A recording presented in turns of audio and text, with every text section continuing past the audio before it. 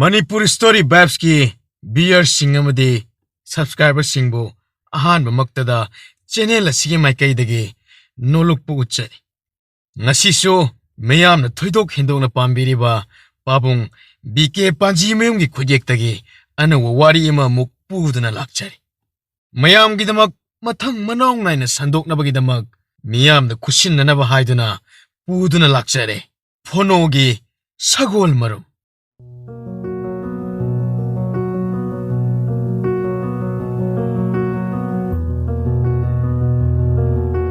Kadai-no-ne. Ay di ubu-udi ne. Tu ada palib se tu. Mari chalib se. Kadai-no-ne udi ne. Karino si ton. Hay ma, asibo nang buwang ta udri bro. Nahaksi asipaw ba kang daba? Ay, nang sitiyam na pangibo. Muniyang. Iton, karino kang di asidi. Era Phono. Nakoy ginamanaba singdi loy na kanglam ganido. Ay di, imana pokpadagi udri ton. Ay na haydok laga nang naloge haraklabadi. Ay na pamjabadi logi hayro day ton. Pamlabadi hay niye. Asibu kari ko bagay ton. Ay di iton hayba kuding loy na ingani hayri badadi. Hayeng nganta na lao. Takpi. Ito na sweda na takani ko. Hausik di hayba yadama. Aduna. Hay Phono! Hay! Phono nang kay daw riya, ha?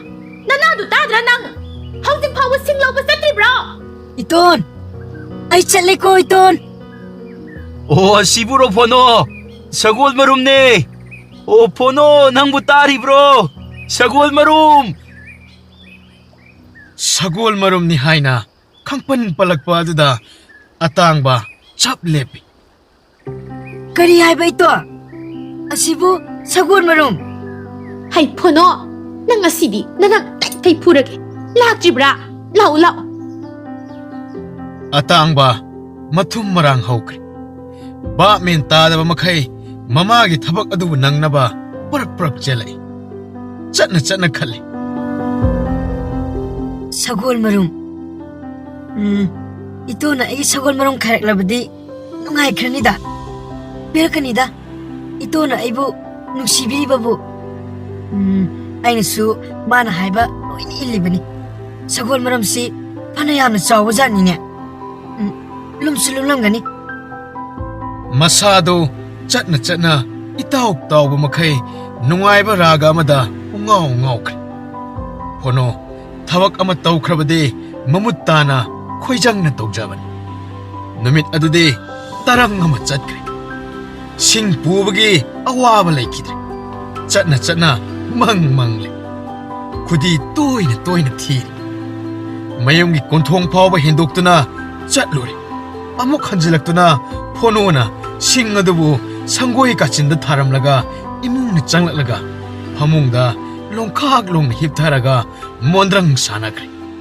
Adabu Phono changlakpa adudi mama hanade uhouramdre. Karino ne koy Phono dubu housik phaw sanglak triba zalane. Asuk thenglasi phawba. Chakti loidore se. Karayda kari tawdana layram dawribano nemo. Moy mapa angang halak tri mali. Ay, mama nang bumaray na laksanida. Lambi da thengna ba pandana laythokan manine. Khwaidagi mo maru oiriba na kibiba sunatte do mati. Ay, nasano pagi da magta wabi ba hongna deko. Karino ni isa dubo housik phaw halak triba sibo karam toklaga ba. Pangsakraba isa nito. Mina saybi ng biba, hubiba. Dati taway na tatawraga layraba isa ni. Jack ilore. Ay, mapakangan na isa tiba sa lagi. Oo. Masigit ang wisi bayraga, hekta toge. Mabu, sing taram na basalan niya. Oo, sing di layramida na. Ato ka manang katay da layriba. Tanong da toklabadi karam tong wisi niya. Moy mapa, ang magdatok biro o. Ang hangdo, asway phaw da ying biro lao. Ima hippie mama nang sidi. Marayda halaksani mi nang bo. ꯐꯃꯨꯡꯗꯒꯤ ꯍꯤꯞꯂꯒ ꯂꯩꯕ ꯁꯥꯠꯂꯅꯤ ꯑꯩ ꯐꯃꯨꯡꯗꯒ ꯌꯦꯡꯂꯨꯗ꯭ꯔꯤ ꯑꯃꯨꯛꯇꯕꯨ ꯌꯦꯡꯂꯨꯈꯤꯒꯦ ꯃꯁꯤꯒꯤ ꯃꯄꯥꯁꯤꯁꯨ ꯃꯆꯥꯁꯤꯒ ꯆꯞ ꯍꯦꯛ ꯃꯥꯟꯅꯩꯗꯀꯣ ꯃꯆꯥ ꯃꯥꯡꯈ꯭ꯔꯦ ꯍꯥꯏꯔꯒ ꯊꯋꯥꯏ ꯏꯁꯥ ꯁꯥꯗꯅ ꯍꯦꯛ ꯂꯩꯊꯣꯛꯄ ꯉꯝꯃꯤ ꯍꯩꯃꯩꯃꯩꯃ ꯌꯦꯡꯉꯨꯅꯦꯍꯦ ꯐꯃꯨꯡ ꯑꯁꯤꯗꯒ ꯂꯣꯡꯈ ꯍꯤꯞꯇꯅ ꯂꯩꯔꯝꯃꯤꯁꯦ ꯀꯛꯅꯤꯡꯕꯁꯤꯗꯤ ꯍꯦ ꯃꯁꯤꯒꯤ ꯑꯉꯥꯡꯁꯤ ꯃꯁꯦ ꯁꯣꯅꯣ ꯐꯣꯅꯣ ꯅꯪ ꯉꯁꯥꯏ ꯃꯈꯩ ꯑꯩꯅ ꯉꯥꯡꯂꯤꯕꯗꯨ ꯇꯥꯔꯒ ꯇꯨꯃꯤꯟꯅ ꯂꯩꯔꯤ ꯀꯔꯤꯒꯤꯅꯣ ꯑꯗꯨꯅꯕꯨ ꯅꯪꯕꯨ ꯃꯤꯅ ꯑꯉꯥꯎꯕ ꯐꯣꯅꯣ ꯍꯥꯏꯔꯤꯕ ꯅꯠꯇ꯭ꯔꯣ ꯑꯦ ꯇꯧꯔꯤꯁꯤ ꯌꯦꯡꯉꯨꯅꯦꯍꯦ ꯃꯤꯅ ꯉꯥꯡꯉꯤꯁꯤ ꯃꯅꯥꯁꯤ ꯇꯥꯗꯈꯩ ꯂꯩꯊꯣꯛ ꯉꯝꯃꯤꯅꯤꯁꯦ ꯍꯩ ꯐꯣꯅꯣ ꯐꯣꯅꯣ 이마! 그대로게 이마! ꯅꯪ ꯑꯩꯅ ꯉꯁꯥꯏ ꯃꯈꯩ ꯀꯧꯔꯤꯁꯤ ꯇꯥꯗꯦ 이마! 애리 숙다 따디에 hꯧꯖꯤꯛꯇ ꯇꯥꯔꯤꯁꯤꯅꯦ ꯅꯪꯗꯤ ꯅꯅꯥꯁꯨ ꯄꯪꯂꯦꯗꯅ ꯍꯧꯒꯠꯂꯨ ꯆꯥꯛ ꯂꯣꯏꯔꯕꯅꯤ ꯅꯊꯤꯕꯣꯡꯗꯨ ꯆꯥꯔꯨ ꯂꯥꯎ ꯍꯥꯏꯕꯅꯤ ꯃꯁꯤ ꯁꯒꯟꯁꯤ ꯄꯥꯏꯔꯒ ꯍꯦꯛꯇ ꯂꯥꯛꯇꯨꯅ ꯆꯤꯡꯒꯦꯗ ꯃꯁꯤ Chak pijaruranu mama. Madugi angangdo mathong maramsu khangdaba mi mandaba sasu nattaba ngawbasu hek manba ngawdabasu hek manba mahakkidamakta nangna karigi wabirinone mama. Phono chak hektokpaga makhut hamphatringaida hanagum phamungda muk changlaga longkhak longna hiptuna leikre masado tumina mamaduna sangduna yeng mamit chapu muk launa panglaga nongthakta mamit kuptaba makhai yenglaga leiriba adu ubada mamado wajarami ꯑꯩꯒꯤ ꯏꯆꯥꯁꯤꯕꯨ ꯆꯤꯡꯌꯥꯗ ꯁꯤꯡ ꯂꯧꯁꯤꯟꯕ ꯆꯠꯄꯗ ꯂꯥꯏꯒ ꯑꯣꯛꯅꯈ꯭ꯔꯕ ꯁꯥꯠꯂ ꯊꯥꯕꯨꯝ ꯇꯔꯥ ꯂꯥꯎꯄꯨꯗꯨꯅ ꯋꯥꯅ ꯌꯣꯛꯆꯔꯛꯂꯕ ꯏꯆꯥꯁꯦ ꯂꯦꯝꯅ ꯍꯦꯛ ꯃꯥꯡꯕꯗ ꯇꯥꯔꯕ꯭ꯔꯅꯦ ꯁꯤꯡ ꯆꯠꯂꯨꯁꯨ ꯍꯥꯏꯗꯅ ꯆꯤꯡꯌꯥꯗ ꯊꯥꯗꯣꯛꯄꯗ ꯕꯨꯠ ꯕ꯭ꯔꯦꯠ ꯍꯦꯂꯣꯏꯒ ꯑꯣꯛꯅꯔꯝꯕ ꯁꯣꯏꯗꯦ ꯃꯃꯥꯗꯣ ꯑꯍꯤꯡ ꯐꯅ ꯊꯦꯡꯂ ꯐꯥꯎꯕ ꯇꯨꯝꯊꯕ ꯌꯥꯗ꯭ꯔꯦ ꯃꯆꯥꯗꯨꯒꯤ ꯋꯥꯈꯜꯗ ꯑꯍꯤꯡꯗ ꯍꯧꯒꯠꯇꯨꯅ ꯌꯦꯡꯖꯩ ꯍꯥꯟꯅꯒꯨꯝ ꯃꯃꯤꯠ ꯄꯥꯡꯊꯣꯛꯂꯒ ꯁꯨꯟꯗ꯭ꯔꯪ ꯑꯃꯗ ꯌꯦꯡꯕꯒꯨꯝ ꯌꯦꯡꯗꯨꯅ ꯂꯩꯔꯝꯃꯤ ꯃꯗꯨ ꯎꯕꯗ ꯃꯃꯥꯗꯣ ꯂꯩꯐꯝ ꯈꯪꯗ꯭ꯔꯦ ꯐꯣꯅꯣꯗꯤ ꯁꯒꯣꯜ ꯃꯔꯨꯝꯒꯤ ꯃꯪꯂꯥꯟꯗ tumba yadre. Sagol marumdagi macha olakpa. Machadagi mu mapi parakpa. Marum kolakpa. Adagi marumdagi mu macha olakpa. Masing tingamdaba sagol kaya aigi lairani ko. Ado sagol marum laiba hunabrane. Sagol marum lainida. Phono nong ngalhan ningbana loire. Kaya da langtak naraba. Suktum hektum dana ahing adu hawkre. Mangan lakpa urakle. Nong ngalamane phono phuk hawgatuna machin maya siengle. Wakalde ayawkre. Thawaina matongi yummadada masana mayumda. Matongi thabak napi siengba sat phat tawthokpa. Sagol marum yengba piyo haiba ama pirakpa. Nungayba manglangi sanglaba thogong kayan. Nung nganphatringaida mamana pukri sieng. Ngasidi chathok khuthok pa yade hairaklam. Madu tabda phonogi lawai lempuda nungthang na thomagum chaina phawkre. Mamli tawri. Phan chongthaduna pukri eduda laiba kang makhai tankot kothoi. Angak pathabak kusuni. Loining mana handana mukhut macha ani duna sayeng thabak kunana kang sieng badade jagat ki sonatana kanana suram. Chamjaba pangjaba mato. Mi mang na tawdaba atopagi mathwai sokhandaba hingsa tawdaba. Ishona thogran birakpasu kanana khangmana. Awaba khangde lamba pokte. Sagol marum maduta uduna lay. Siengba hek loibaga kabak taithokpoi chamthokpoi tawraga awang longge matun hoida chatle hairamaga thuna yang chenkre sumang yophatringai da kawe Iton kaino iton dubo hawatri bazala ne ꯀꯅꯥꯅꯣꯅꯦ ꯑꯌꯨꯛ ꯉꯟꯇꯥꯁꯤꯗ? ꯍꯥꯏ, ꯐꯣꯅꯣ ꯅꯠꯇ꯭ꯔꯥꯅꯦ? ꯍꯥꯏ, ꯐꯣꯅꯣ, ꯅꯪ ꯂꯥꯛꯂꯕ꯭ꯔꯥ? ꯍꯥꯏ, ꯅꯪꯗꯤ ꯌꯥꯍꯧꯕꯨ ꯑꯣꯟꯊꯣꯛꯅ ꯉꯜꯂꯤꯍꯦ ꯐꯣꯅꯣ. ꯐꯩ, ꯌꯥꯍꯧ ꯉꯟꯕ ꯐꯩꯀꯣ ꯐꯣꯅꯣ. ꯅꯪ ꯍꯛꯆꯥꯡ ꯐꯅꯤ ꯍꯥꯏꯁꯤꯅꯤꯀꯣ. ꯅꯪ ꯍꯛꯆꯥꯡ ꯐꯅꯤ ꯐꯣꯅꯣ. 이돈, ꯅꯣꯡ ꯄꯨꯡꯉꯥꯟ ꯉꯥꯜꯂꯦ. ꯑꯁꯨꯛ ꯊꯦꯡꯅ ꯐꯃꯨꯡꯗ ꯍꯤꯞꯇꯨꯅ ꯂꯩꯔꯤꯁꯤꯕꯨ ꯀꯔꯤꯒꯤꯅꯣ? ꯍꯧꯒꯠꯂꯣ, ꯉꯔꯥꯡ ꯍꯥꯏꯅꯕꯗꯣ 이돈. ꯍꯥ? ꯉꯔꯥꯡ ꯀꯔꯤ ꯍꯥꯏꯅꯔꯤꯕ? ꯀꯥꯎꯔꯕ꯭ꯔꯣ 이돈? ꯅꯥꯄꯤ ꯐꯥꯟꯗꯣꯛꯀꯅꯤ ꯍꯥꯏꯕꯗꯣ. ꯑꯣ, ꯃꯗꯨꯕꯨꯗꯤ ꯀꯥꯎꯗꯦꯗ 이돈ꯁꯨ. ꯑꯣ, ꯁꯦ, ꯅꯪꯁꯨ ꯂꯥꯛꯑꯕꯅꯤꯅꯅꯦ. ꯂꯥꯛꯑꯣ. 이돈ꯅꯦ ꯆꯤꯟ ꯌꯥꯝ ꯐꯠ ꯁꯦꯡꯈ꯭ꯔꯦ. ꯑꯗꯨꯒ ꯄꯨꯟꯅ ꯍꯧꯔꯁꯤꯀꯣ. 마기 맞도나드나 마친매야 시행바도 마낙도 팜드나 포노는 아이. 이돈은 나랑 하이브도 서골 무름니 하이브니까. 마네, 셔골 머름 하이브니. 마기 맞도나드나 satpa kuding kuhin inne. Maning lomda lak. 마기 맞도나드디 tanmana loy. Angangda haijiluraga tabak sugada batalakle. 이돈, 마땀 땡키니에 타바가 호르세. 쿨라이가 부터럭들이다 포노. 그다이들 레후 이돈. 아이럭 톡루게. ngài khung. Hana tabak tawdringayda ne. Kadaydagi tawsige haibado. Amukta khankishini nangbo. 오호 이돈, 까돈나 똥니. 서골 무름 시카이드나 무떡시고 이돈. 포노.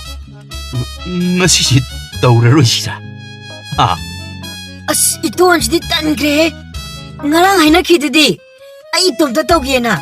이돈나 밤라가 아동 딸어. Angang adugi matawodda matonado tanna. 포노. nang natonsi tanggol tangso omuta lokthoklikike he. Nang ngakta leiramuko. Yamna tanna machin putharubagi magi matonado thangtien yopak paiduna thore. Madu ubada matonadugi apokpi mamaduna ngakna. Hai, karino? Nangna yo thang putholidubo. Kari ningsing lai. Ima, napise phangi tawbanida. Maning mayasi songmana su loire. Munna yenguko. Lin kang yamna lairabani. Nahan makai tawramlabadi asumna songloido. Migi angang gyan yaudabado. Makhong makhut inay tani. Tawhalunuko. 이돈, 아복나 하리도 하이닝 하겠사누. 이라이, 아이로나 또 비게. 이돈, 탕도 필요. 어dom되게 혹도이노. 오이다바 tawdaba minam mangangbasibo angang mak oirabasu mayadi. Pukningda kamuk tawna matonaduna.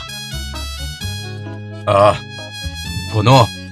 세, 탕 khara pikpasina nangna hek pairo. aduga ainane achou mayam ase sibu loina yanki. Nangna macha horiba ase masibu phoyu yal. Pono thang macha adubu pairaga taktuna achauba macha thide. Sengbaga phoibaga kang achauba pairaktuna chikpa amatta khangde. Ash, 포노. 강락 라이해. 어토가 나는 시크레다. 하이히히. 어토가 나 그래다. 하이. 포노. 까짜삐 탕고 린비니 해머시디. 하이. Pono디 wa machet amatta ngangde. Suklep-lepte. Mamana marakta amurak thoraktuna haire. Ibungo kondom. Angangdo jagado naksilhalunu. Ay singchanba chatle. aduga 포노. changba yadaba jaga yoba yadeko nang. 그다이드노 정부야대 하리부 이돈. 서골 무름 빨리부 저가 싫어. Ponoadadi sengna haidokte. Warak aduda lin kharo matei manau kuire lerakliba. Uchi yenau tin kang phaduna chauraba sanglaba lin anidu lerakpa kuire. Mama machana thengnaba phana yamne. ꯃꯗꯨꯅ ꯃꯔꯝ ꯑꯣꯏꯗꯨꯅ ꯃꯅꯤꯡꯒꯤ ꯋꯥꯄꯟ ꯃꯈꯣꯡ ꯑꯗꯨꯅ ꯅꯥꯄꯤꯅ ꯄꯨꯝꯌꯣꯝ ꯌꯣꯝꯈꯤꯕꯅꯤ ꯆꯍꯤ ꯈꯨꯗꯤꯡꯒꯤ ꯇꯣꯔꯕꯣꯠ ꯄꯥꯜꯂꯤ ꯀꯅꯥꯅꯁꯨ ꯍꯦꯛꯄꯤꯗꯦ ꯆꯍꯤ ꯈꯨꯗꯤꯡ ꯄꯥꯜꯂꯦ ꯇꯥꯗꯨꯅ ꯃꯥꯡꯉꯤ ꯐꯣꯅꯣꯒꯤ ꯊꯕꯛ ꯈꯨꯠꯁꯨ ꯑꯗꯨ ꯊꯨꯈ꯭ꯔꯦ ꯇꯣꯔꯕꯣꯠ ꯃꯈꯣꯡ ꯌꯧꯅꯤꯡꯕꯅ ꯋꯥꯕ ꯈꯪꯗꯦ ꯐꯣꯅꯣ ꯅꯪꯕꯨ ꯋꯥꯗ꯭ꯔꯤꯕꯔꯣ ꯉꯥꯏꯍꯥꯛꯇꯪ ꯄꯣꯊꯥꯁꯤꯔꯣ ꯑꯩꯗꯤ ꯋꯥꯗꯦ ꯏꯇꯣꯟ ꯋꯥꯔꯗꯤ ꯑꯗꯨꯝ ꯄꯣꯊꯥꯋꯣ ꯑꯩ ꯇꯧꯒꯦ ꯑꯁꯨꯝ ꯇꯧꯔꯛꯄ ꯑꯗꯨꯅ ꯂꯤꯟ ꯃꯀꯣꯟ ꯂꯩꯐꯝ ꯌꯧꯔꯛꯀꯗꯧꯔꯦ ꯈꯦꯒꯥꯏꯕ ꯊꯤꯟꯒꯥꯏꯕ ꯁꯣꯛꯄ ꯄꯟꯕ ꯑꯌꯣ ꯍꯥꯏꯗꯦ ꯐꯣꯅꯣꯒꯤ ꯃꯇꯧ ꯑꯗꯨ ꯎꯕꯗ ꯃꯇꯣꯟ ꯑꯗꯨ ꯅꯨꯡꯁꯥ ꯊꯤꯔꯛꯂꯦ ꯀꯔꯤꯒꯨꯝꯕ ꯈꯥꯔꯧ ꯃꯇꯩ ꯃꯅꯥꯎ ꯑꯅꯤ ꯑꯗꯨꯅ ꯃꯤꯒꯤ ꯁꯥꯎꯟꯒ ꯐꯪꯈꯤꯗꯅ ꯑꯃꯨꯛ ꯄꯥꯏꯊꯣꯔꯛꯂꯕꯗꯤ ꯐꯣꯅꯣꯕꯨ ꯁꯣꯏꯗꯅ ꯆꯤꯛꯄꯤꯒꯅꯤꯗꯅ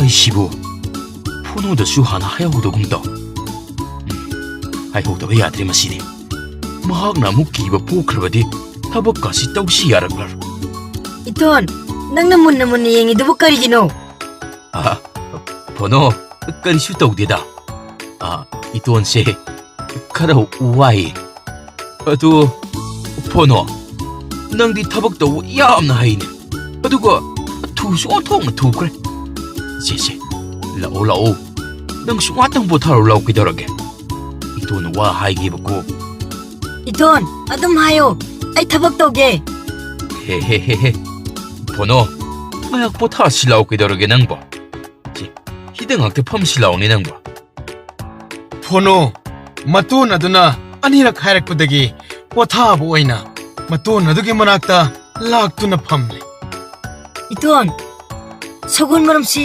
ꯌꯥꯝ ꯐꯖꯩꯕꯣ ꯐꯣꯅꯣꯅ ꯇꯣꯔꯕꯣꯠꯇ ꯌꯦꯡꯉꯤ ꯃꯇꯣꯟ ꯑꯗꯨꯅ ꯅꯥꯄꯤ ꯃꯔꯛꯇ ꯌꯦꯡꯉꯤ ꯐꯣꯅꯣꯗ ꯈꯨꯗꯣꯝꯕꯤ ꯊꯤꯟꯗꯨꯅ ꯇꯥꯛꯏ 번호 뚜 아득이 아송오 머락 아시 우브라 마시기 마팜 마세 꼰꼰베다 떡시고 그리기는 이톤 아스와이시 서군 머름다 소크니 나트라 이톤 아두기디 땀나 떠올가 로이래 번호 마팜 마시디네 아이나 떡시 하이브 누밋 나트라바디 낭sang 루바 야데고 तौदू लेरबदी परबत तौरसे इमाना आइबो हेक्ता करोकनिए इतोन अदुम फमलगा पथाओ आई तमना तौबिरकी इतोन सगुल मरमसे करम कांदे हेकनी वाले मखोई केंद्री ꯇꯣꯔꯕꯣꯠ ꯃꯔꯤꯗꯨ ꯐꯣꯅꯣꯅ ꯆꯤꯡꯕꯗ ꯌꯥꯎꯔꯛꯏ 하이 번호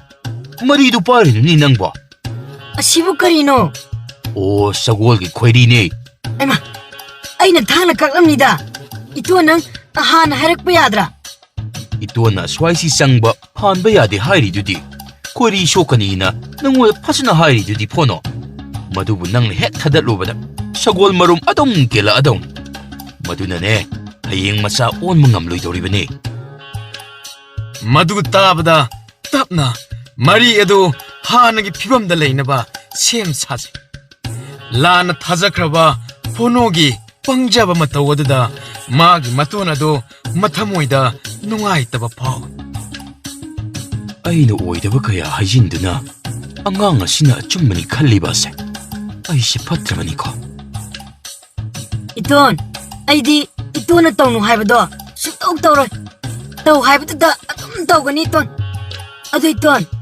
आइगिसु सगोल मरुम अमखक्ति पिबियुको को इतोन कꯩꯗꯧꯕ ꯐꯣꯅꯣ ꯍꯣ ꯄꯤꯒꯅꯤꯗ ꯅꯪꯒꯤ ꯑꯃꯗꯤ ꯁꯣꯏꯗꯅ ꯄꯤꯒꯗꯣꯏꯅꯤꯅꯦ ꯅꯇꯣꯟꯅ ꯑꯗꯨꯗꯤ ꯐꯣꯅꯣ ꯁꯒꯣꯜ ꯃꯔꯨꯝ ꯀꯌꯥ ꯄꯥꯜꯂꯤ ꯍꯥꯏꯕꯗꯣ ꯃꯁꯤꯡ ꯑꯃꯨꯛꯇ ꯊꯤꯔꯣ ꯍꯩꯕ꯭ꯔꯥ ꯌꯦꯡꯒꯦ अमा अनि अहुम मरी मंगान इतोन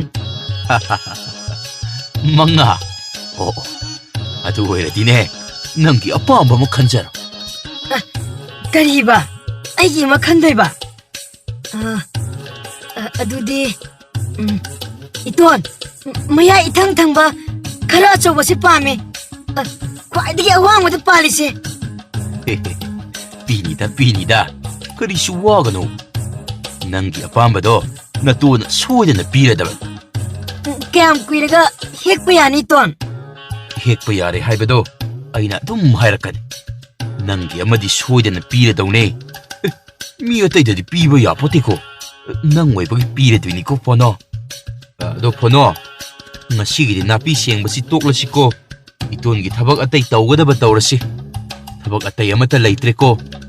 ꯅꯪ ꯁꯥꯟꯅꯒꯦꯔꯥ ꯑꯃ ꯇꯧꯒꯦꯔꯥ ꯇꯧꯖꯔꯨꯔꯣ. ꯍꯌꯦꯡ ꯉꯟꯇꯥꯅ ꯑꯗꯨꯝ ꯀꯣꯏꯔꯛꯑꯣꯀꯣ. ꯏꯇꯣꯟ ꯑꯣꯏꯔꯁꯨ ꯀꯧꯔꯛꯀꯦꯀꯣ.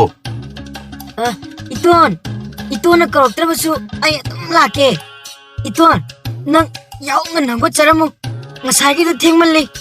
ꯍꯣꯏꯅꯦ ꯍꯣꯏꯅꯦ, ꯍꯌꯦꯡꯗꯤ ꯌꯥꯍꯧ ꯉꯟꯕ ꯇꯥꯟꯅꯕ ꯇꯥꯔꯦꯗꯅ. ꯐꯣꯅꯣꯅ ꯌꯨꯝ ꯍꯦꯛ ꯌꯧꯕꯒ ꯃꯆꯨ ꯀꯥꯡꯒ꯭ꯔꯨ ꯑꯃ ꯄꯨꯊꯣꯛꯇꯨꯅ ꯁꯒꯣꯜ ꯌꯦꯛꯏ.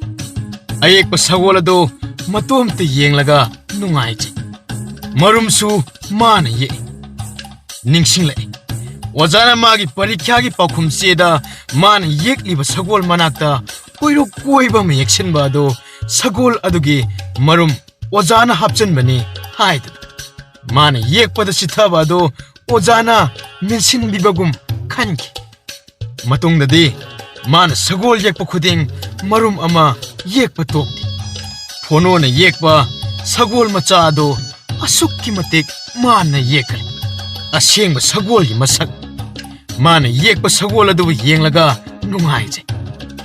ꯁꯒꯣꯜ ꯃꯔꯨꯝ ꯑꯃ ꯃꯥꯒꯤ ꯃꯇꯣꯟ ꯑꯗꯨꯅ ꯁꯣꯏꯗꯅ ꯄꯤꯔꯛꯀꯅꯤ ꯈꯜꯂꯨꯕꯗ ꯑꯉꯥꯡ ꯑꯣꯏꯔꯤꯕ ꯐꯣꯅꯣ ꯍꯥꯏꯐꯝ ꯈꯪꯗꯅ ꯍꯔꯥꯎꯖꯩ. ꯅꯪ ꯉꯁꯤ ꯑꯌꯨꯛ ꯉꯟꯇꯥꯗꯒꯤ ꯀꯗꯥꯏꯗ ꯂꯩꯔꯨꯏ? ꯏꯃꯥ, ꯑꯋꯥꯡꯒꯤ ꯏꯇꯣꯟ ꯀꯨꯟꯗꯨꯝ ꯍꯣꯏꯗ ꯂꯩꯔꯨꯏꯌꯦ. ꯂꯥꯏꯔꯤꯛ ꯇꯝꯗ꯭ꯔꯕ ꯅꯪꯅ ꯆꯦ ꯀꯂꯝ ꯄꯥꯏꯗꯨꯅ ꯏꯔꯤꯕ ꯀꯔꯤꯒꯤꯅꯣ? ꯆꯦ ꯀꯂꯝ ꯄꯥꯏꯕ ꯌꯥꯗ꯭ꯔꯦ. ꯂꯥꯏꯔꯤꯛꯇꯤ ꯇꯝꯅꯤꯡꯗꯅ ꯀꯗꯥꯏ ꯄꯤꯔꯛꯑꯣ? ꯅꯪꯅ ꯍꯌꯦꯡ ꯆꯥꯎꯔꯒ ꯊꯕꯛ ꯁꯨꯔꯒ ꯅꯁꯥꯒꯤ ꯆꯥꯅꯅꯕ ꯅꯊꯤꯕꯣꯡꯒꯤ ꯁꯦꯜ ꯇꯥꯜꯂꯨ. ꯏꯃꯥ, ꯁꯦ. ꯑꯦ, ꯁꯒꯣꯜꯒ ꯌꯦꯛꯏꯅꯤ. ꯍꯦ, ꯁꯒꯣꯜꯗ ꯉꯥꯎꯕ! ꯅꯍꯩ ꯇꯝꯍꯜꯂꯤ, ꯁꯒꯣꯜ ꯍꯦꯛꯇ ꯃꯌꯦꯛꯏ. ꯁꯒꯣꯜ ꯌꯦꯛꯄ ꯅꯠꯇꯅ ꯀꯔꯤꯕꯨ ꯍꯩꯔꯤꯕꯒꯦ? ꯑꯩꯈꯣꯏꯕꯨ ꯃꯤꯃꯥꯡꯗ ꯃꯥꯏ ꯈꯨꯍꯟꯕ, ꯃꯤ ꯑꯣꯏꯅꯕ ꯍꯣꯠꯅꯔꯒ ꯁꯣꯅꯣ ꯆꯨꯕ, ꯃꯤꯁꯤ ꯆꯪꯕ, ꯑꯄꯨꯝꯕ, ꯍꯧꯍꯥꯝ! ꯆꯠꯂꯣ, ꯁꯤꯡ ꯂꯧꯁꯤꯜꯂꯨꯆꯣ. ꯃꯃꯥꯅ ꯍꯥꯏꯕ ꯊꯕꯛ ꯑꯗꯨ ꯊꯨꯅ ꯌꯥꯡꯅ ꯆꯦꯟꯗꯨꯅ ꯇꯧꯊꯣꯛꯂꯨꯏ. ꯍꯜꯂꯛꯂꯒ ꯆꯦ ꯀꯂꯝ ꯄꯥꯏꯕ ꯀꯤꯗꯨꯅ ꯆꯩꯇꯦꯛ ꯑꯃ ꯄꯥꯏꯔꯒ ꯂꯩꯃꯥꯏꯗ ꯁꯒꯣꯜ ꯌꯦꯛꯇꯨꯅ ꯁꯥꯟꯅꯩ. ꯅꯨꯃꯤꯠ ꯇꯥꯔꯦ. ꯆꯥꯛ ꯆꯥꯔꯒ ꯐꯃꯨꯡꯗ ꯆꯪꯉꯤ. ꯐꯣꯅꯣ ꯇꯨꯝꯃꯒ ꯃꯪꯉꯤ. ꯃꯃꯪ ꯑꯗꯨꯗ ꯃꯥꯒꯤ ꯃꯇꯣꯟ ꯑꯗꯨꯅ ꯁꯒꯣꯜ ꯃꯔꯨꯝ ꯑꯗꯨ ꯄꯤꯔꯛꯂꯝꯃꯤ. ꯃꯗꯨ ꯃꯥꯅ ꯊꯋꯥꯏ ꯌꯥꯎꯅ ꯀꯣꯟꯗꯨꯅ ꯃꯆꯥ ꯑꯃ ꯑꯣꯜꯂꯝꯃꯤ. ꯁꯒꯣꯜ ꯃꯆꯥ ꯑꯗꯨ ꯑꯁꯨꯛꯀꯤ ꯃꯇꯤꯛ ꯐꯖꯈ꯭ꯔꯦ. ꯅꯨꯡꯉꯥꯏꯔꯕ ꯃꯪ ꯑꯗꯨꯒ ꯏꯔꯣꯏꯅꯅ ꯐꯣꯅꯣ ꯌꯥꯍꯧꯒꯅꯤ ꯈꯪꯗ꯭ꯔꯦ. ꯄꯨꯡ 8 ꯍꯦꯜꯂꯦ. ꯐꯣꯅꯣ ꯐꯃꯨꯡꯗꯒꯤ ꯍꯧꯒꯠꯂꯦ. ꯃꯪꯑꯣꯏ ꯍꯥꯋꯣꯏ ꯃꯥꯒꯤ ꯃꯇꯣꯟ ꯑꯗꯨꯅ ꯀꯧꯕꯒꯤ ꯃꯈꯣꯜ ꯇꯥꯔꯝꯃꯤ. ꯐꯣꯅꯣ ꯃꯤꯀꯞ ꯈꯪꯊꯣꯛ ꯊꯣꯛꯏ. ꯐꯨꯛ ꯍꯧꯒꯠꯇꯨꯅ ꯃꯆꯤꯟ ꯃꯌꯥ ꯁꯦꯡꯗꯣꯛꯂꯒ ꯃꯇꯣꯟ ꯍꯣꯏꯗ ꯆꯦꯟꯈ꯭ꯔꯦ. ꯍꯣꯕꯦ ꯍꯣꯕꯦ ꯆꯦꯜꯂꯛꯄꯗ ꯃꯥꯒꯤ ꯃꯇꯣꯟ ꯑꯗꯨꯗꯤ ꯇꯨꯝꯕ ꯍꯧꯒꯠꯂꯝꯗ꯭ꯔꯤ. 이톤, 아이부 ꯀꯧꯗ꯭ꯔꯣ? ꯍꯥ, ꯀꯧꯗꯦꯅ. ꯀꯅꯥꯅ ꯀꯧꯔꯤꯕ? ꯑꯩꯗꯤ ꯏꯇꯣꯟꯅ ꯀꯧꯔꯦꯗꯅ ꯄꯥꯈꯠꯇꯨꯅ ꯆꯦꯜꯂꯛꯏꯕꯅꯦ. ꯐꯣꯅꯣꯒꯤ ꯃꯇꯧ ꯑꯗꯨꯗ ꯃꯇꯣꯟ ꯑꯗꯨ ꯅꯨꯡꯁꯤꯕ ꯐꯥꯎꯏ. ꯂꯥꯟꯅ ꯊꯥꯖꯍꯟꯈ꯭ꯔꯕ ꯐꯣꯅꯣ ꯑꯗꯨ ꯀꯔꯝꯅ ꯆꯨꯝꯊꯣꯛꯀꯅꯤ ꯈꯟꯕꯗ ꯀꯣꯟꯗꯨꯝ ꯃꯊꯥ ꯁꯥꯏ. 이톤, ꯊꯨꯅ ꯁꯦꯡꯉꯨꯕ. ꯌꯥ ꯁꯦꯡꯕꯕꯨ ꯀꯥꯕꯛ ꯀꯥꯕꯛ ꯁꯦꯡꯕ ꯌꯥꯕꯗꯨꯕꯨ ꯅꯨꯡꯇꯤꯒꯤ ꯁꯦꯡꯗꯧ ꯂꯩꯔꯕꯅꯦ. ꯅꯥꯄꯤꯁꯤꯡꯗꯤ ꯅꯨꯡꯇꯤꯒꯤ ꯁꯦꯡꯒꯗꯕ ꯅꯠꯇꯦ. 이톤ꯗꯤ ꯑꯃꯨꯛ ꯈꯔ ꯂꯩꯔꯒ ꯂꯥꯡꯐꯩ ꯑꯃꯨꯛ ꯆꯠꯈ꯭ꯔꯅꯤ. ꯑꯣ, ꯂꯣꯏꯔꯦ ꯐꯣꯅꯣ. ꯑꯁ, ꯅꯪꯁꯤ ꯊꯕꯛ ꯑꯣꯟꯊꯣꯛꯅ ꯐꯈ꯭ꯔꯦꯗ ꯐꯣꯅꯣ. ꯍꯩ, ꯅꯪ ꯅꯨꯡꯉꯥꯏꯅꯤ ꯍꯦ ꯏꯕꯣ. 이톤, ꯅꯨꯡꯉꯥꯏꯅꯤ ꯍꯥꯏꯔꯤꯁꯦ ꯁꯒꯣꯜ ꯃꯔꯨꯝ ꯐꯪꯕꯒꯤꯔꯣ? ꯍꯣꯏꯅꯦ. ꯁꯒꯣꯜ ꯃꯔꯨꯝ ꯐꯪꯂꯕꯗꯤ ꯅꯪꯁꯦ ꯅꯤꯡꯊꯧꯒ ꯆꯞ ꯃꯥꯟꯅꯅ ꯅꯨꯡꯉꯥꯏꯒꯗꯧꯔꯤꯕꯅꯤꯅꯦ. 이톤, सगोल मरुम हेक्पा याखिरोइद्रा इतोन? याखिरोइ. असोंबा नापी मयामसे सेंबा लोइद्रिबा फाउबदि यादेको फोनो. चेचे, अदुगा सगोल मरुमगी असोंबा मोंगसोंग अदुसुने चंगबा याद्रे. अतै अकोइबसिंग असे हाना अमुक्ता तौकिसि. ꯐꯣꯅꯣ ꯊꯥꯡ ꯑꯗꯨ ꯄꯥꯏꯗꯨꯅ ꯌꯥꯟꯊꯠꯂꯤ ꯏꯀꯣꯏ ꯀꯣꯏꯅ ꯌꯦꯔꯨꯝ ꯃꯆꯥ ꯈꯔ ꯐꯣꯅꯣꯅ ꯊꯦꯡꯅꯔꯛꯂꯝꯃꯤ 이돈, 시대 거리노. 또 이돈 또 이름 말이래. 이돈, 우측 무릎 모이라 말래. 아이, 포노는 파리 시들린 머름니드나. 하이, 포노, 모두 파리 누나. 낭구 모두 파리 누랑 토우니 포노 낭보. 하이, 라오, 수아이데 돌로니 낭보 포노. 이돈, 딴 하월가 싸워야니. 파네암 야메. 이만한 딴 하월가 나와이디 얌나 삐제. 아이디 이름나 딴 하우세. 얌나 빠미 돈. 오호호호호. 아도 모두디 싸봐야 돼봐. 낭보부터 톨로 올라오게 되도록 포노.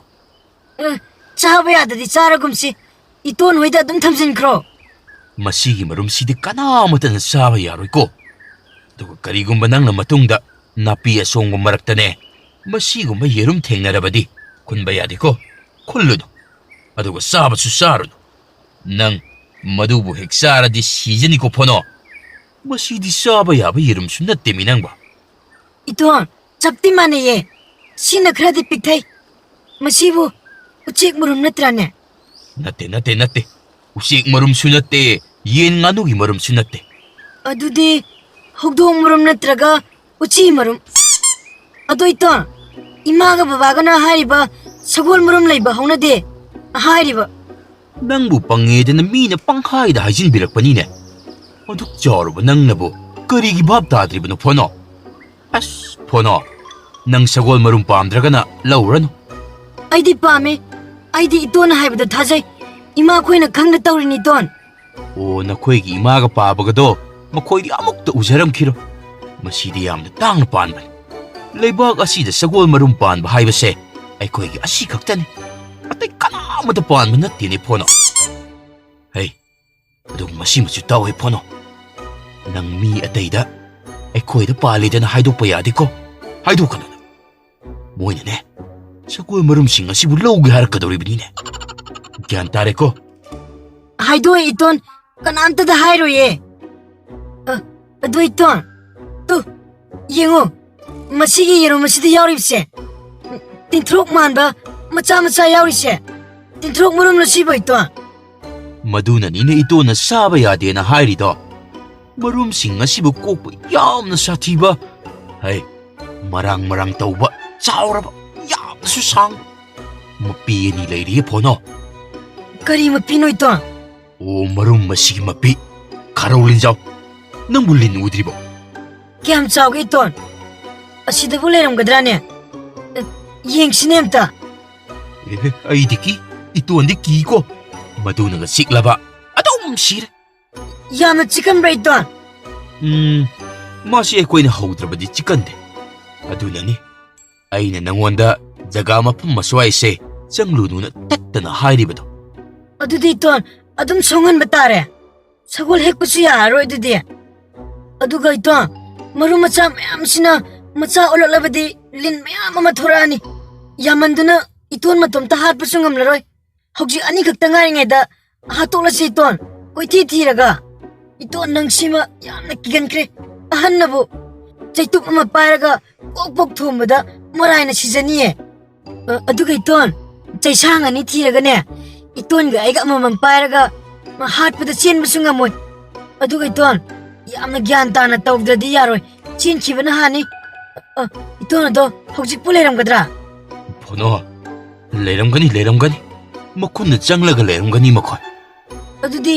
नपी मैम से फंतोलसी हाना मखुन थीरसे इतोन ꯍꯩ ꯃꯈꯨꯟ ꯑꯍꯣꯕꯗꯨꯗꯒꯤ ꯄꯥꯏꯊꯣꯔꯛꯑꯗꯤ ꯀꯝꯗꯧꯕ ꯃꯍꯨꯒꯥꯗꯨ ꯐ꯭ꯔꯤ ꯀꯥꯝꯗꯅ ꯑꯩ ꯇꯥꯟꯅꯔꯛꯂꯗꯤ ꯅꯪ ꯀꯝꯗꯧꯕ ꯐꯣꯅꯣ ꯅꯪꯅ ꯈꯪꯗꯕ ꯑꯃ ꯂꯩꯔꯦ ꯃꯁꯤꯒꯤ ꯂꯤꯟꯁꯦ ꯌꯥꯝꯅ ꯁꯥꯊꯤꯕ ꯂꯤꯟꯅꯤ ꯅꯪꯕꯣ इतोन चै पाइसिदी ꯑꯣꯕ ꯑꯗꯨꯕꯨ ꯑꯃꯨꯛ ꯊꯣꯡꯕꯗ ꯄꯥꯜꯍꯧꯗ꯭ꯔꯕꯗꯤ ꯄꯥꯏꯁꯤꯜꯂꯛꯀꯅꯤ ꯍꯥꯏꯋꯥꯅꯤ ꯅꯪꯕꯣ ꯃꯈꯣꯏꯁꯦ ꯄꯥꯏꯕꯁꯨ ꯉꯝꯕ ꯖꯥꯠꯅꯤ ꯍꯥꯠꯁꯨ ꯍꯥꯠꯍꯧꯗ ꯃꯇꯨꯡꯗ ꯑꯩꯈꯣꯏ ꯑꯅꯤ ꯃꯁꯛ ꯃꯨꯟꯅ ꯃꯈꯣꯏꯅ ꯈꯪꯈ꯭ꯔꯅꯤ ꯑꯩꯈꯣꯏꯕꯨ ꯁꯦꯟꯅꯗꯨꯅ ꯑꯗꯨꯗꯒꯤꯗꯤ ꯑꯗꯨꯝ ꯂꯩꯈ꯭ꯔꯒꯅꯤ ꯑꯩꯗꯤ ꯑꯁꯣꯡꯕ ꯑꯁꯦ ꯌꯥꯝꯅ ꯀꯤꯖꯩꯀꯣ ꯐꯣꯅꯣ इतोन लिन्नबो खोय मसक खंगद्राने खंगलोइदा अइदी nahan makai khangde iton di yamna kigan bu oire.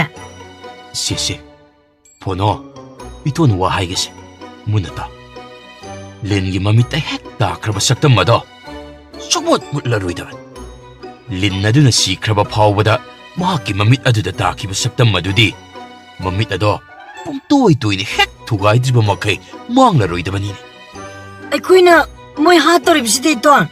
ꯑꯣ ꯑꯗꯨꯕꯨ ꯍꯥꯠꯇꯣꯛꯂꯕꯁꯨꯅꯦ ꯃꯥꯒꯤ ꯃꯃꯤꯠ ꯑꯗꯨꯕꯨ ꯁꯔꯕꯅꯥꯁꯥꯅ ꯅꯣꯏꯈꯥꯏꯗ꯭ꯔꯤꯕ ꯃꯈꯩ ꯎꯕ ꯐꯪꯒꯗꯧꯔꯤꯕꯅꯤꯅꯦ 이톤 시르바 린드나부 그리 떨어거든요. ꯂꯩꯍꯧꯔꯤꯕ ꯂꯤꯟ ꯑꯍꯤꯡꯕ ꯑꯃꯅ ꯑꯁꯤꯕ ꯂꯤꯟ ꯑꯗꯨꯒꯤ ꯃꯃꯤꯠ ꯑꯗꯨꯕꯨ ꯌꯦꯡꯂꯒꯅꯦ ꯈꯪꯒꯗꯧꯔꯤꯕꯅꯤꯅꯦ ꯑꯗꯨꯒ ꯃꯈꯣꯏꯅ ꯑꯩꯈꯣꯏ ꯑꯅꯤꯕꯨ ꯊꯦꯡꯂꯕ ꯃꯐꯝꯗ ꯆꯤꯛꯇꯨꯅ ꯍꯥꯠꯅꯕ ꯍꯣꯠꯅꯔꯛꯀꯗꯧꯔꯤꯕꯅꯤꯅꯦ. 이톤 ꯍꯧꯖꯤꯛꯄꯨ ꯂꯩꯔꯝꯒꯗ꯭ꯔꯥꯅꯦ? ꯈꯪꯗꯦ, ꯂꯩꯔꯝꯕꯁꯨ ꯌꯥꯏ. ꯃꯆꯤꯟꯖꯥꯛ ꯊꯤꯕ ꯆꯠꯈꯤꯕꯁꯨ ꯃꯗꯨꯁꯨ ꯃꯌꯥꯔꯦ. ꯑꯗꯨꯕꯨ ꯃꯈꯣꯏ ꯍꯟꯗꯤ ꯁꯣꯏꯗꯅ ꯍꯜꯂꯛꯀꯅꯤꯗꯅ. ꯍꯧꯖꯤꯛꯁꯦ ꯃꯔꯨꯝ ꯀꯣꯟꯕ ꯃꯇꯝꯅꯤ. ꯂꯩꯔꯝꯒꯅꯤ ꯈꯜꯂꯤ ꯏꯇꯣꯟ. ꯍꯩ ꯅꯍꯥꯛ ꯅꯛꯁꯤꯜꯂꯨꯅꯨꯀꯣ. ꯃꯈꯣꯏꯅꯒ ꯆꯥꯍꯨꯝ ꯐꯪꯈ꯭ꯔꯕꯗꯤ ꯍꯦꯛꯇ ꯂꯥꯛꯇꯅ ꯄꯥꯏꯊꯣꯔꯛꯀꯗꯧꯔꯤ ꯄꯣꯠꯅꯤꯀꯣ. 이톤 파이토록바가 ꯆꯩꯁꯥꯡ ꯑꯁꯤꯅ ꯄꯥꯜ ꯂꯥꯎꯅ ꯊꯨꯝꯗꯠꯁꯤ. 이톤 ꯅꯪ ꯍꯟꯗꯣꯛꯂꯒ ꯂꯩꯌꯨꯀꯣ. ꯑꯩ ꯁ꯭ꯋꯥꯏꯁꯦ ꯆꯩꯁꯤꯅ ꯀꯟꯊꯠꯀꯦ. ꯐꯣꯅꯣꯅ ꯆꯩꯅ ꯀꯟꯗꯅ ꯅꯥꯄꯤ ꯎꯔꯤ ꯋꯥꯔꯤꯁꯤꯡ ꯑꯗꯨꯕꯨ ꯁꯦꯡꯗꯣꯛꯏ. ꯃꯥꯒꯤ ꯃꯇꯣꯟ ꯍꯥꯏꯕꯗꯒꯤ ꯈꯔ ꯃꯈꯩꯗꯤ ꯆꯦꯛꯁꯤꯟꯅꯗꯤ ꯇꯧꯔꯤ. ꯀꯣꯟꯗꯨꯝꯗꯤ ꯄꯥꯈꯠꯄꯅ ꯂꯣꯏꯔꯦ. ꯃꯔꯝꯗꯤ ꯃꯥꯗꯤ ꯊꯣꯔꯛꯄ ꯆꯪꯈꯤꯕ ꯀꯌꯥꯔꯛ ꯎꯈ꯭ꯔꯕꯅꯤ. ꯁꯒꯣꯜ ꯃꯔꯨꯝ ꯈꯔ ꯊꯨꯅ ꯐꯪꯅꯅꯕ ꯐꯣꯅꯣꯗꯤ ꯅꯥꯄꯤ ꯃꯌꯥꯝ ꯑꯗꯨꯕꯨ ꯀꯣꯛꯅ ꯁꯦꯡꯗꯣꯛꯅꯤꯡꯂꯦ. ꯐꯣꯅꯣ, ꯅꯃꯤꯠ ꯈꯔ ꯁꯤꯡꯉꯨꯍꯦ. ꯑꯩꯗꯤꯅꯦ ꯍꯦꯛꯇ ꯆꯦꯟꯈꯤꯒꯗꯕꯅꯤꯀꯣ. ꯐꯣꯅꯣꯗꯤ ꯊꯧꯋꯥ ꯁꯥꯗꯦ. ꯆꯩ ꯄꯥꯏꯗꯨꯅ ꯐꯗ꯭ꯔꯠ ꯀꯜꯂꯤ. ꯅꯥꯄꯤ ꯑꯅꯦꯝꯕ ꯃꯆꯥꯁꯤꯡ ꯃꯗꯨꯇꯃꯛ ꯃꯉꯥꯏꯔꯦ. ꯊꯥꯡꯒꯣꯜ ꯄꯥꯏꯗꯨꯅ ꯐꯝꯇꯛ ꯐꯥꯟꯕ ꯍꯧꯔꯛꯂꯦꯗꯣ. ꯉꯥꯏꯈꯣꯅꯦ ꯐꯣꯅꯣ ꯅꯪꯕꯣ. ꯂꯦꯞꯂꯒ ꯇꯧꯅꯦ. ꯐꯝꯒꯅꯨ. ꯍꯩ, ꯐꯝꯕ ꯌꯥꯗꯦꯀꯣ. ꯅꯪꯒꯤ ꯁꯒꯣꯜ ꯃꯔꯨꯝ ꯑꯗꯣ ꯁꯣꯏꯗꯅ ꯐꯪꯒꯅꯤ. ꯍꯩꯃꯥ, ꯑꯁꯣꯡꯕ ꯑꯁꯤ ꯄꯨꯡꯀꯣꯛ ꯂꯩꯗꯅ. ꯍꯥꯏ ꯐꯣꯅꯣ, ꯃꯈꯨꯜ ꯑꯍꯣꯕ ꯊꯦꯡꯅꯕ꯭ꯔꯥ ꯌꯦꯡꯂꯛꯎꯍꯦ. ꯃꯈꯨꯟ ꯃꯅꯥꯛꯇ ꯂꯦꯞꯇꯨꯅ ꯂꯩꯊꯣꯛꯀꯅꯨꯀꯣ ꯅꯪ. 이톤 मखुन हाइबु क्याम लावो मखुन्नो? लैतेदा. लैरदि फदौनी. ꯁꯩꯇꯨꯞ ꯑꯗꯨꯅ ꯆꯛ ꯂꯩꯃꯥꯏꯗ ꯊꯤꯟꯗꯨꯅ ꯌꯦꯡ. ꯎ ꯄꯥꯝꯕꯤ ꯑꯆꯧꯕ ꯑꯃ ꯍꯧꯔꯤꯕ ꯑꯗꯨꯒꯤ ꯃꯈꯣꯡꯗ ꯃꯈꯨꯟ ꯑꯃꯗꯤ ꯎꯔꯛꯂꯦ. 이톤 मखुन अमदि लैरे. ꯍꯩ, ꯐꯣꯅꯣ, ꯊꯣꯔꯛꯑꯣꯅꯦ ꯅꯪꯕꯨ ꯑꯃꯨꯛꯇ. ꯁ꯭ꯋꯥꯏꯗ ꯍꯟꯗꯣꯔꯛꯎꯅꯦ ꯅꯪꯕꯨ. ꯃꯁꯤꯒꯤ ꯑꯉꯥꯡꯁꯤꯗꯤ ꯑꯩꯗꯤ ꯑꯔꯦꯝꯕꯗ ꯊꯕꯛꯀ ꯇꯧꯍꯜꯂꯣꯏ. ꯍꯥꯏ ꯐꯣꯅꯣ, ꯅꯪꯕꯨ ꯑꯃꯨꯛꯇ ꯊꯣꯛꯂꯛꯎꯅꯦꯍꯦ. 이톤 करिसु तौरैदा. ऐसे इपा पाखला ले इतोन. इतोन लिन मकु असंग बम लैरे. ꯍꯥ, ꯀꯔꯤ ꯍꯥꯏꯕ?